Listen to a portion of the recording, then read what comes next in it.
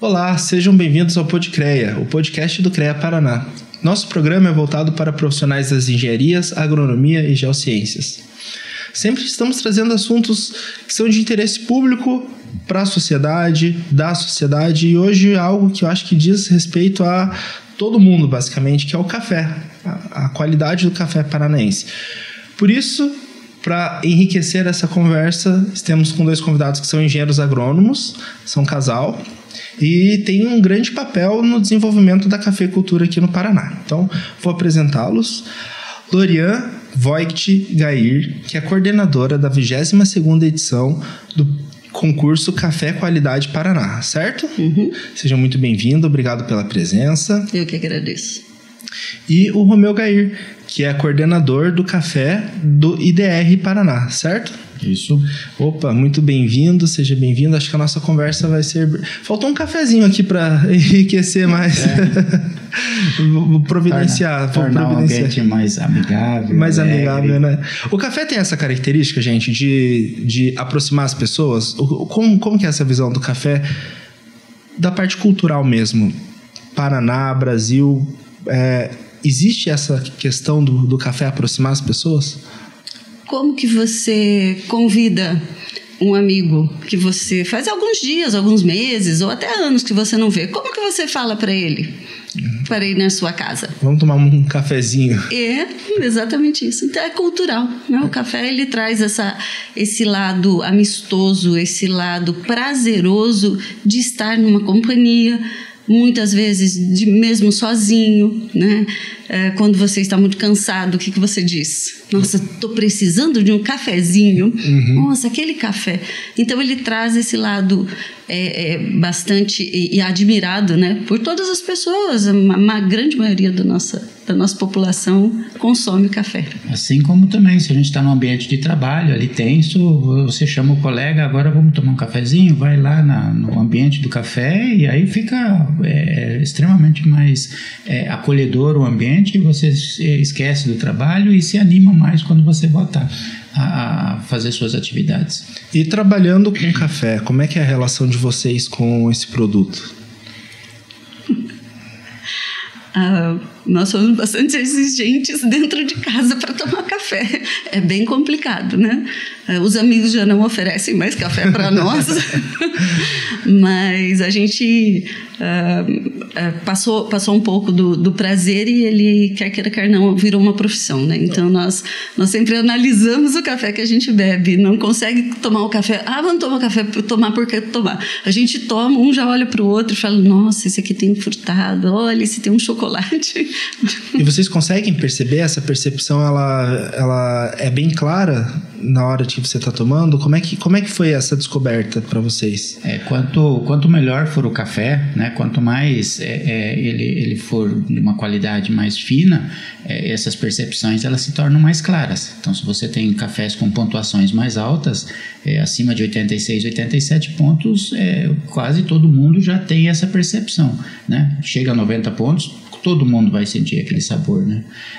Já cafés com uma pontuação mais baixa, essas características são mais difíceis de você identificar, né? Aí são as questões mais básicas, né? Como a acidez, a doçura e o corpo do café, né? Sem sentir muitos atributos a mais do que isso. É isso que eu ia perguntar. Como é que você coloca nota para um café?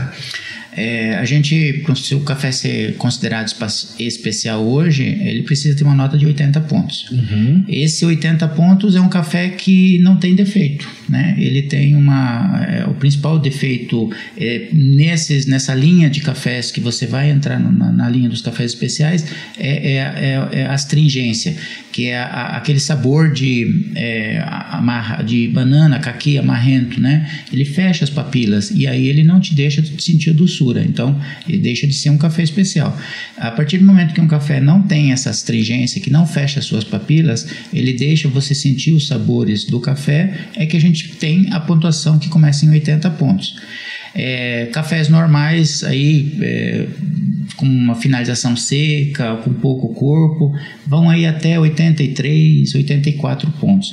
A partir daí já tem atributos um pouco mais claros, né? Você já consegue sentir uma acidez, já identificar uma acidez, se é uma acidez málica, que é uma acidez da maçã, ou se é uma acidez cítrica, que é da laranja, né? E aí vai subindo, até você chegar a cafés acima de 90 pontos, que você tem características e sabores muito específicos, né? Vai te lembrar uma fruta, um maracujá, uma fruta vermelha e assim por diante.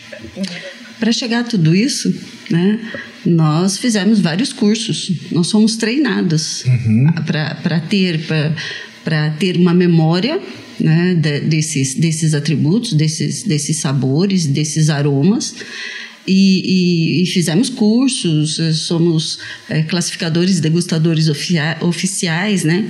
E essa pontuação que o Romeu fala é uma pontuação da SCA, né? A Sociedade Americana de Cafés Especiais, e ela é, no mundo inteiro, ela é aceita com esses atributos. O que o café especial tem especificamente, assim? Ele pode ter uma infinidade de descrições, mas o que ele tem que ter de verdade? Doçura. Você não precisa colocar açúcar em hipótese alguma. O café você colocou na boca, ele é doce. Esse é o café especial.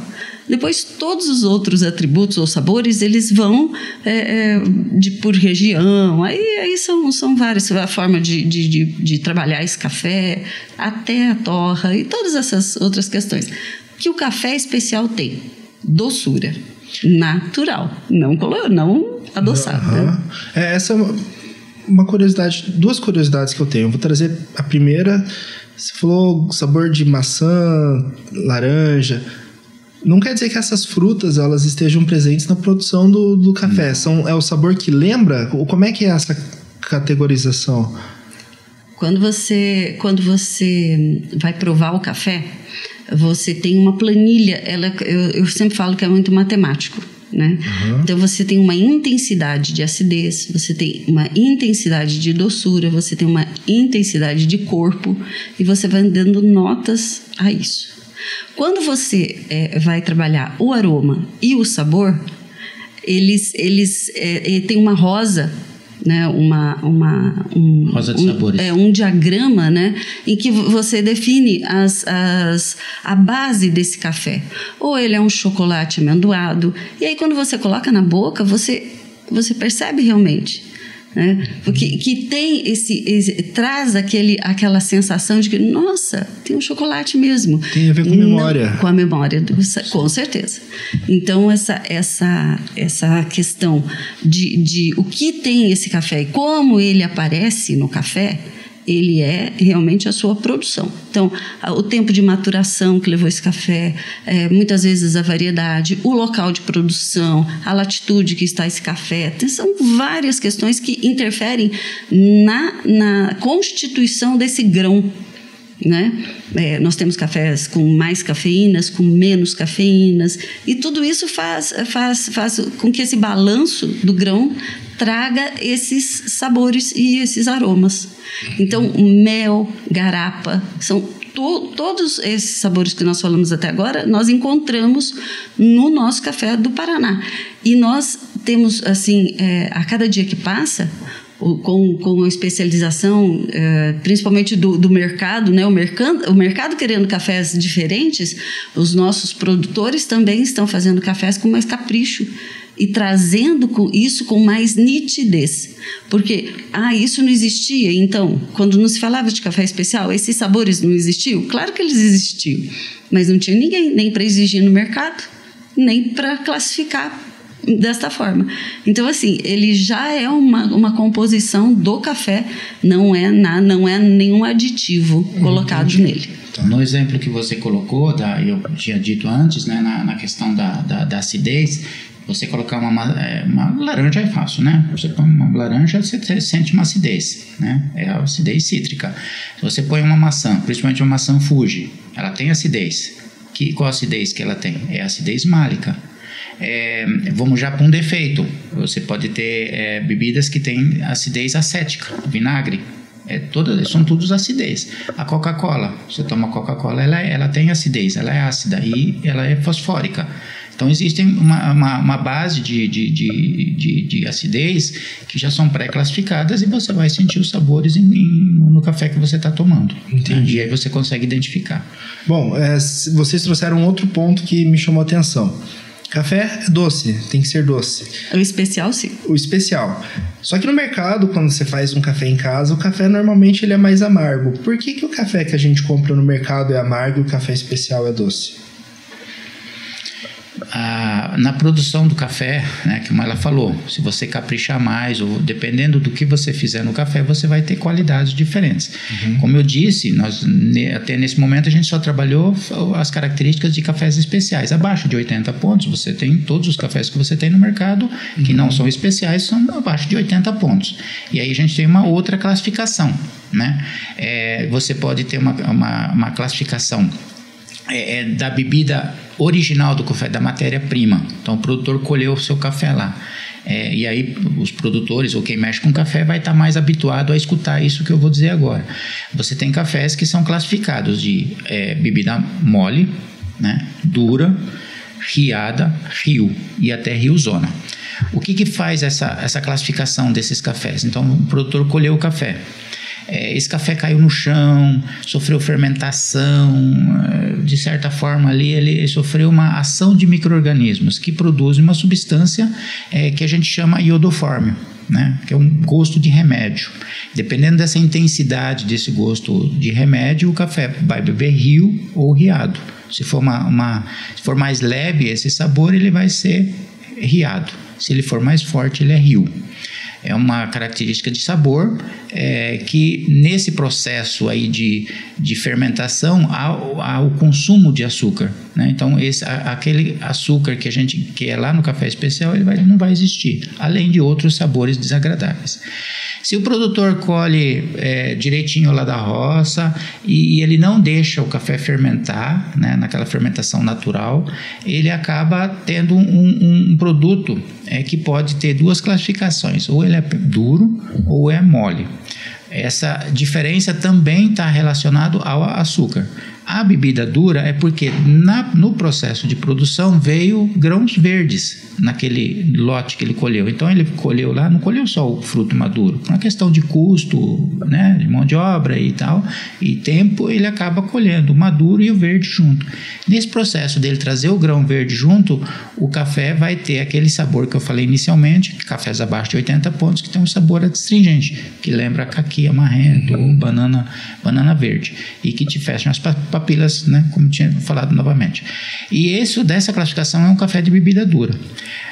Se você colher sem o café verde, aí você vai passar a ter o café mole, né? Apenas mole, que você vai sentir uma leve doçura, ou que você não tem aquela astringência, o mole, que é o normal, e o apenas estritamente mole, que daí já é um café mais doce. Então, os cafés moles, eles já entram nessa classificação de acima de 80 pontos. Né? Entendi. Uma vez eu ouvi falar que o café não é escuro originalmente, ele é mais claro, parece um chá. Isso. É verdade? Aí a gente falou da classificação lá do produtor, que ele produziu o café, ele vai comercializar, ele tem essa classificação que nós falamos aí, do rio, riado, duro, apenas mole e o estritamente mole. Então a classificação para ele adquirir preço, para precificar, né? Quando esse café é torrado, né, aí a gente tem uma outra classificação, né? A gente tem uma outra classificação, que a gente tem o café tradicional, né, o café superior e o café gourmet, né? Nós estamos falando de café lá no mercado,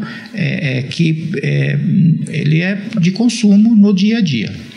O café tradicional, ele tem uma pontuação, uma tabela de 4 a 6.3, né? Sim.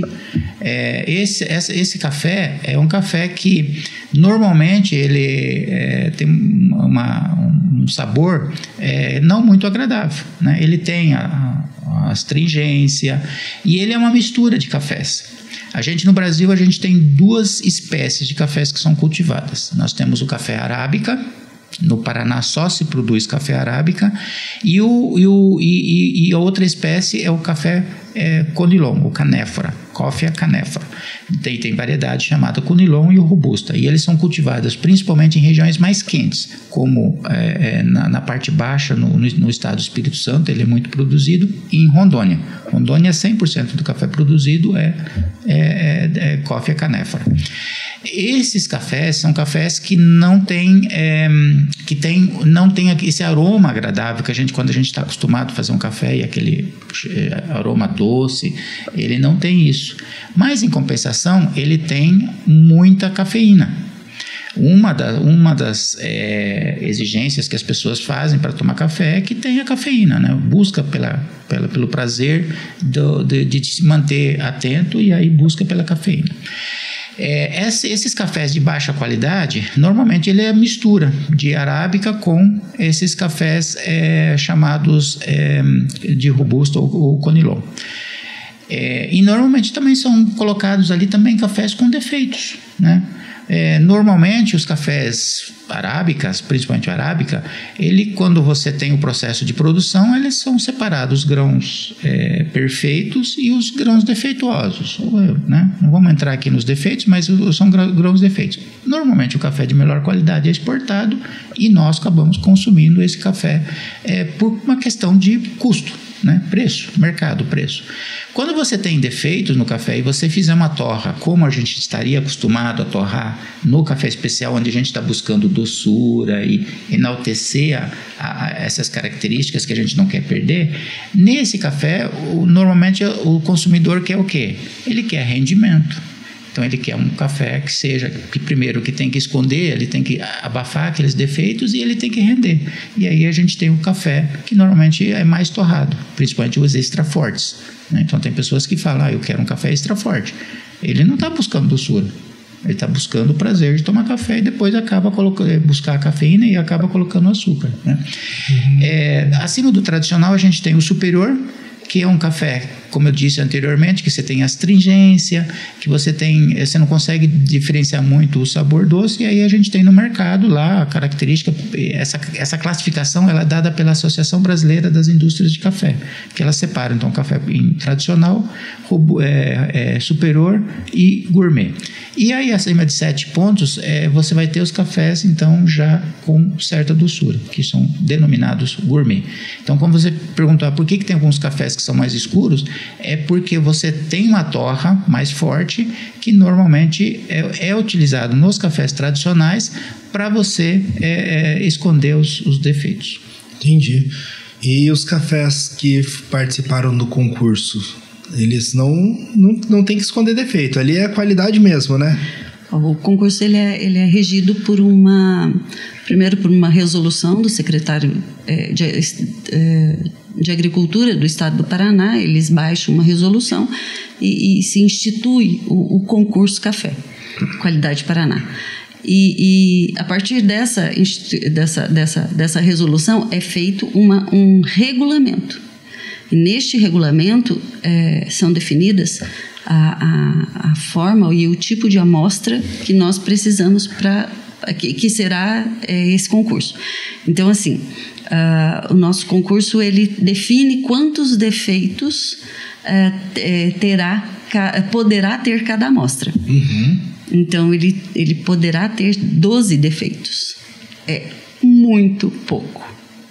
Mas nós temos muitas amostras de cafés com 0 defeito. Então, ele não tem um grão quebrado, ele não tem um grão verde, ele não tem um grão preto, ele não tem uma casca de café, ele não tem absolutamente nada. Ele é o grão de café. Então, isso o concurso define esse padrão que nós queremos. Nós queremos também cafés com tamanho específico. Então, nós definimos peneira 16 acima. Então, os cafés não podem ter defeitos, tem que todos os grãos ser de peneira 16 acima e numa umidade de 10,5% de umidade. Então, são definições que a gente coloca no regulamento e todas as amostras, a primeira classificação delas é feita em cima dessa classificação física. Então, quando a amostra chega no laboratório, a primeira coisa que os degustadores e provadores e classificadores fazem é classificar fisicamente essa amostra. Então, 12 defeitos são pouquíssimos defeitos. Ele é considerado tipo 2, 3. Então, é um café muito... Assim, a matéria-prima de muita qualidade. E o que faz com que o Paraná se destaque na produção de café? Existe alguma coisa na nossa terra? Ou isso é um resultado de um trabalho que já vem sendo realizado? O que diferencia que o Paraná se tornou um polo do café? De todas essas, só vou falar uma parte mais próxima ao concurso, né? Que é o trabalho do cafeicultor. Uhum. Então, óbvio que como a planta de café está no ambiente, óbvio que aquele ambiente ele influencia a produção. Né? Quantidade de água, quantidade de insolação, relevo, latitude, tudo vai influenciar. Mas o que hoje nós percebemos que você consegue um café especial de alta pontuação, você conta com o capricho do cafeicultor.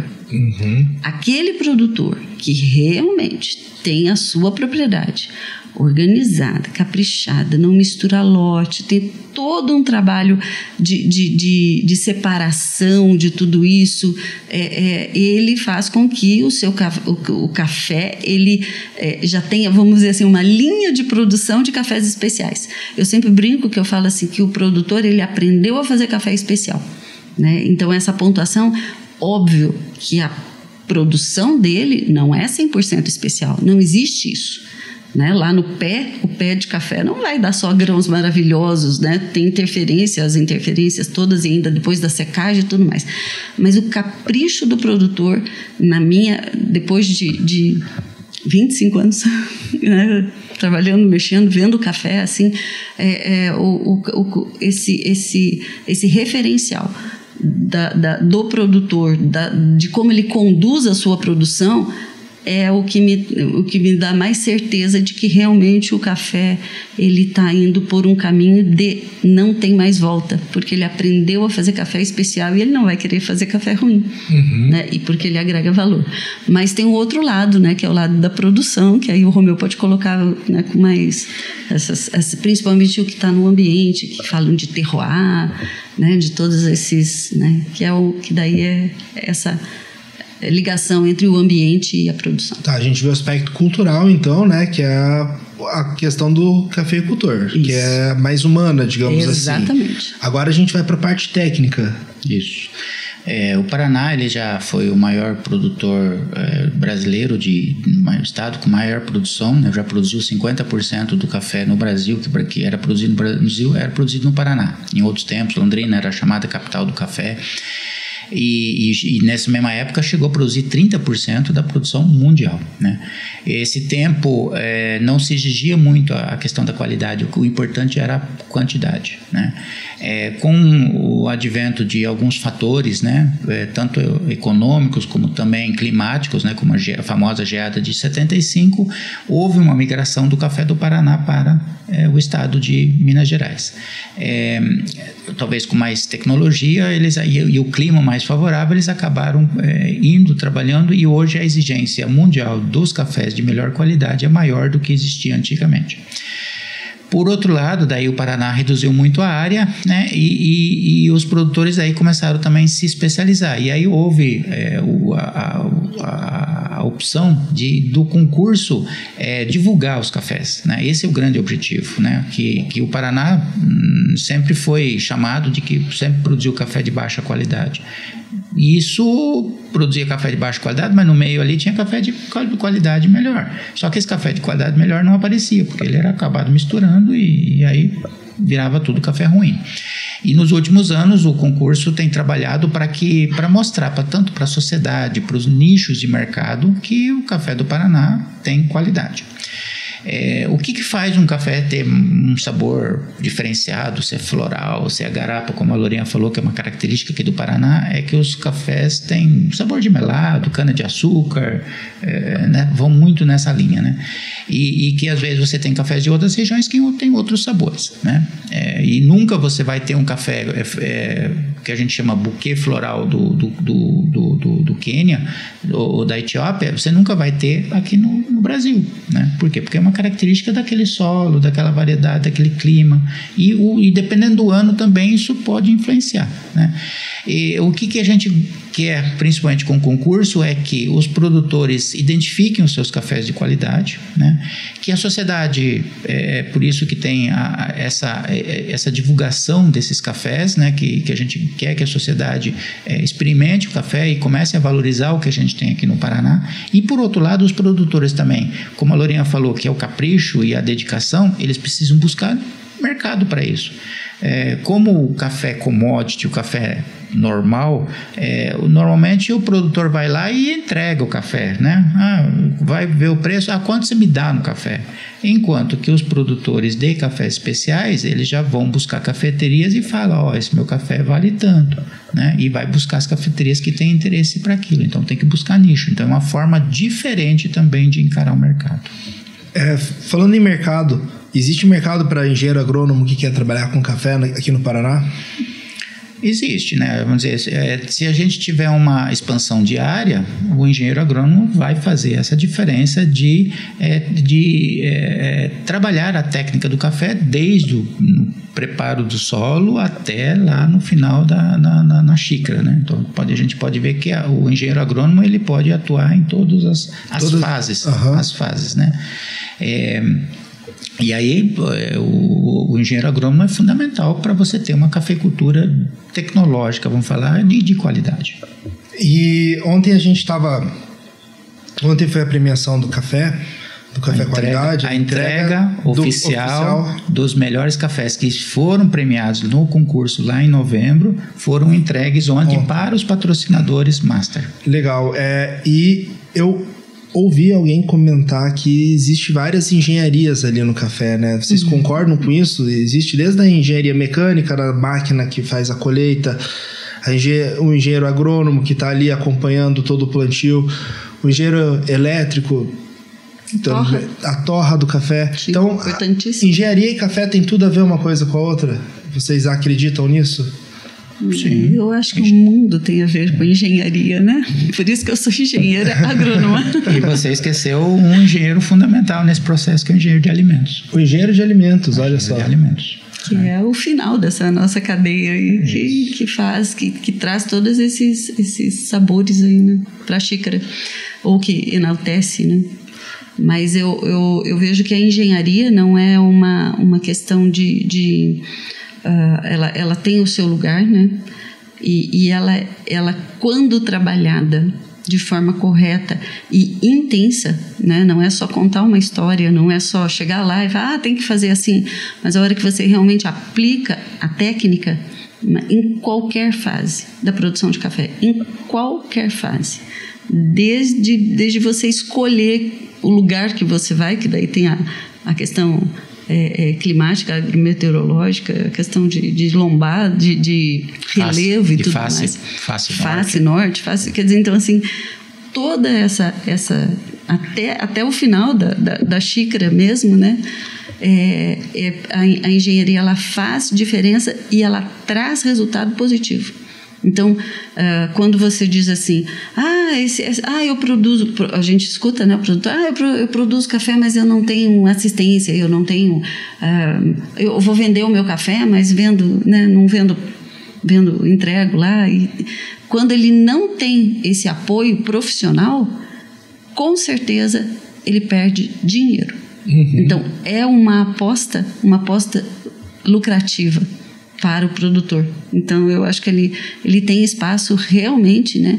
Apesar de que as pessoas, eu sempre brinco, né? Que eu falo assim que na agronomia, o problema é que a semente nasce. Não interessa que jeito, mas ela nasce. Esse que é o problema. Ela tinha que não nascer, tinha que ser induzida só pelo agrônomo, que daí sim você precisaria dele. Mas ele joga a semente lá e a semente nasce. Isso. Às vezes não do jeito certo. Mas, às vezes não, quase nunca do jeito certo, né? Mas isso é a mão do profissional, e isso cada vez mais, até nos nossos provadores e degustadores, todos eles foram capacitados, foram treinados, e não é um treinamento, é treinamento de 6 meses, né? Mais de 1.000 xícaras em um treinamento.